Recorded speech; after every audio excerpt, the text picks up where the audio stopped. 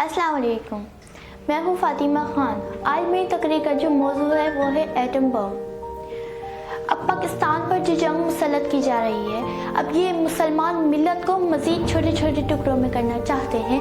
मशरिक और मगरिब के कुफ्र की राह में अल्लाह ने आखिरी चट्टान कायम की है। वल्लाह के हुक्म से पाकिस्तान की रियासत है आज। उन्होंने 1947 के बाद कहा था, 48 के बाद कहा था कि पाकिस्तान नहीं बचेगा। अल्लाह के फजल से हम बचे हैं। 1947 के बाद हमें गद्दारी से चोट लगाई। उन्होंने कहा अब तो पाकिस्तान नहीं बचेगा। जब हमने सोवियत यूनियन से टक्कर ली, दुनिया ने कहा अब तो पाकिस्तान नहीं बचेगा। जब हमने अपना एटमी प्रोग्राम शुरू किया, हेनरी किसिंजर लाहौर में आकर थ्रेट करता है, will make a horrible example out of you. Allah के फजल से we are still here, will make a horrible example out of you.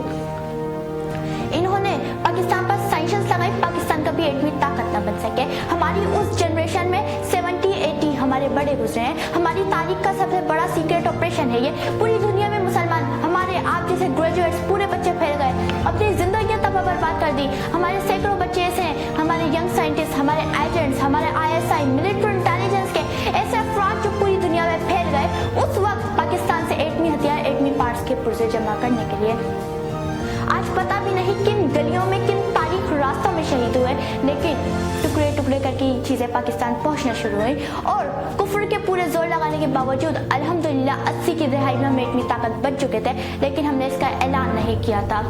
Israeli David Ben गोरियन ने उनको नसीहत की थी, पाकिस्तान की रियासत को कभी मत छोड़ना, जिस तरह मुमकिन हो तबाह करना। ये उस वक्त से हिंदुस्तान के साथ ताउन करके पाकिस्तान को तबाह करने की साजिशें कर रहे थे। 1967 में जो सबसे बड़ी चोट हमें लगी, इसराइलीज ने बगैर किसी ऐलान के 3 मुसलमान ममालिक को तबाह करके रख दिया।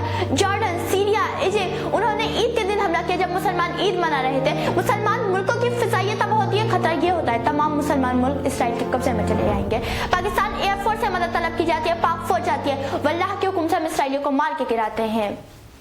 1965 में उससे पहले इंडियन एयरफोर्स का गुरु खाक में मिला चुके होते हैं। एम आलम साहब 30 सेकंड में 5 इंडियन जहाज शुरू में गिराते हैं, उसके बाद इंडियन की जरूरत नहीं होती कि पाकिस्तान में दाखिल हो। 1967 में ब्रिटिश स्ट्राइक की सारी एयरफोर्स का खतरा जो मुसलमान मिलत होता है वो टल जाता है। 1974 में मुसलमान मिलत एक बार फिर चैलेंज होती है, अरब इसराइली जंग फिर होती है।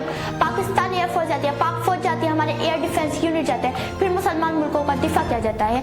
1995 और 1996 में बोस्निया खतरे में पड़ता है, पाक फौज के दस्ते वहां जुल्म के खिलाफ मुकाबला करते हैं। आज यूरोप में अगर कोई मुसलमान मुल्क है, अल्लाह के फजल से पाकिस्तान ने उनकी मदद की थी।